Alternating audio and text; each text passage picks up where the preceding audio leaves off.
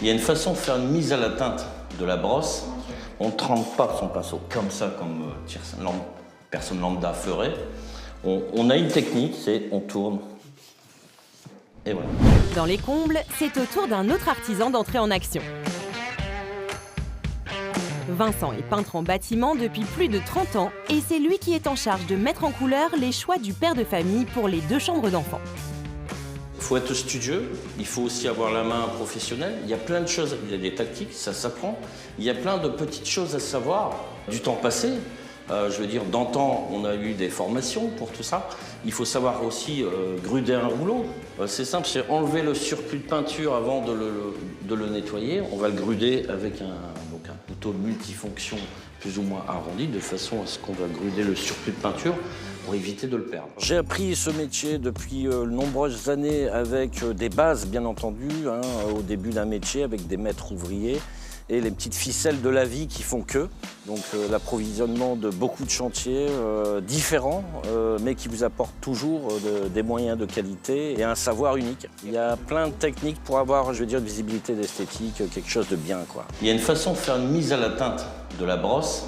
On ne trempe pas son pinceau comme ça, comme personne lambda ferait.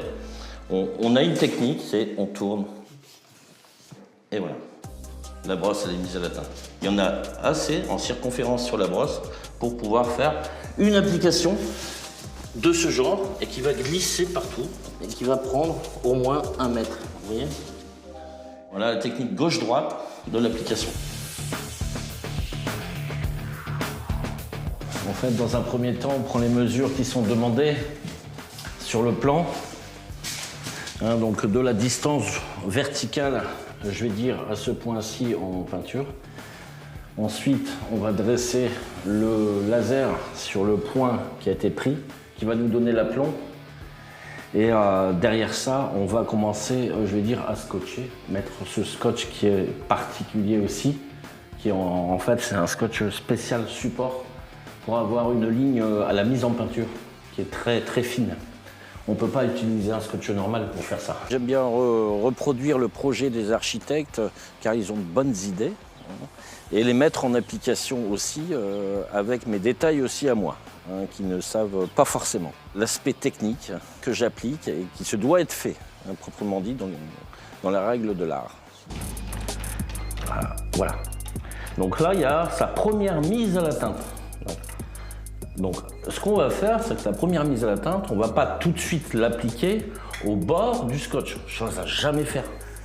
D'accord? Parce que sinon, la ligne après qu'on défait le scotch ne sera jamais belle ou bonne. Donc, ce qu'on va faire, c'est qu'on va décaler. On le décale jusqu'en haut. Voilà. Et là, on peut se permettre d'y aller. Alors, on y va. Ça me plaît certes bien plus que ça, c'est vraiment une passion et j'adore faire ce que je fais. Je prends le cœur à le faire et le temps de le faire.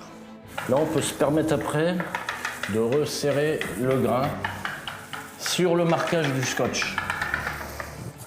Ce qui nous fait un deuxième passage pour avoir justement... Donc là, je le fais en polystyrène, c'est un polymère, celui-là, de rouleau, polyester, serré de 8.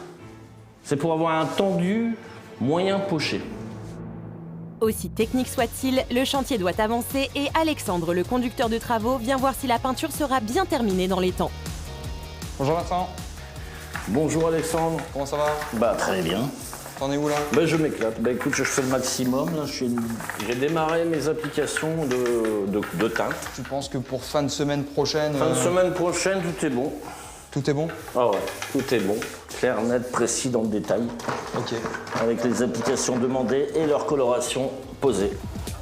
Notre artisan peintre, moi, ça fait une dizaine d'années que je travaille avec lui. C'est vraiment un passionné de son métier et c'est ce que j'aime bien chez lui d'ailleurs. C'est qu'il va vraiment aller au détail des choses, même que nous, il y a des moments où on ne voit pas en passant sur le chantier. Lui, il va le voir. Il a une façon de faire, il a aussi une façon d'agir avec les gens. Et c'est quelqu'un de très sociable. Donc, et il connaît son métier, il connaît les peintures, il sait vraiment de quoi il parle. C'est aussi rassurant de voir quelqu'un comme ça sur son chantier. parce qu'on sait que le travail va être bien fait. Voilà, nous allons donc commencer à défaire la première partie d'un scotch parce que la peinture est dure en épaisseur, en sec au toucher d'abord. Et on voit que la ligne, elle est assez correcte, sans décollement de support bien entendu avec le scotch spécifique, à part le de la plainte. Pour moi c'est correct. C'est correct, c'est pas celle que j'aurais voulu avoir, mais je l'aurai qu'à la deuxième application. Tout simplement.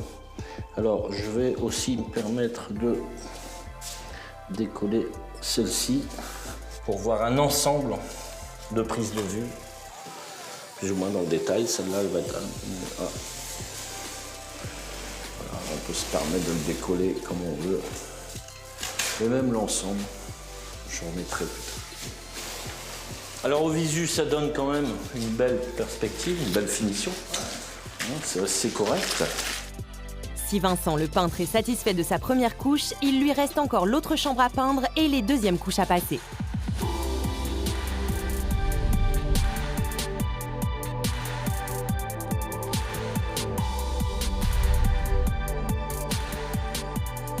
Après avoir constaté l'avancée des travaux chez Vincent, Alexandre, le conducteur de travaux, va accueillir Nicolas, un des 3 cofondateurs de l'agence de rénovation, pour visiter un autre chantier.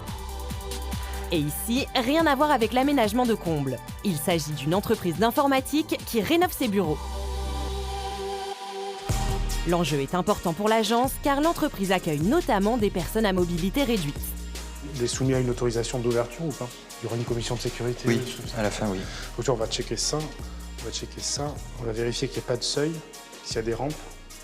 Tout va être... C'est ça qu'il faut bien regarder. Ici, on avait du carrelage existant. Alors, quand on a déposé la première couche de carrelage, je me suis rendu compte qu'il y en avait une deuxième.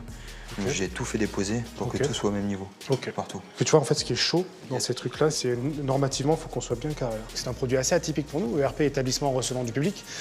Donc ça, ce sont des chantiers qui sont beaucoup plus normés, qui sont régis par une réglementation plus contraignante, très précise.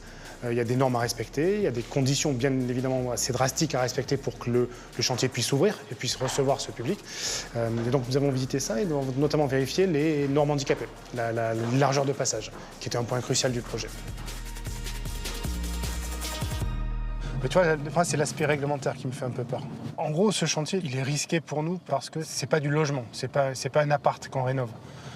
Quand on rénove un appartement, l'existant est déjà là. En gros, réglementairement, avec nos travaux de rénovation, on ne doit pas dégrader l'existant. Donc, en gros, on est quand même très cadré. Là, quand on fait des bureaux, on est soumis à plein de normes, plein de réglementations. Des réglementations handicapées, des réglementations incendie, des réglementations d'accessibilité, etc. Généralement, dans ces chantiers-là, après, tu fais passer une commission de sécurité. La commission de sécurité va valider l'ouverture ou pas des bureaux, ou de l'ERP, ou de l'espace. Voilà.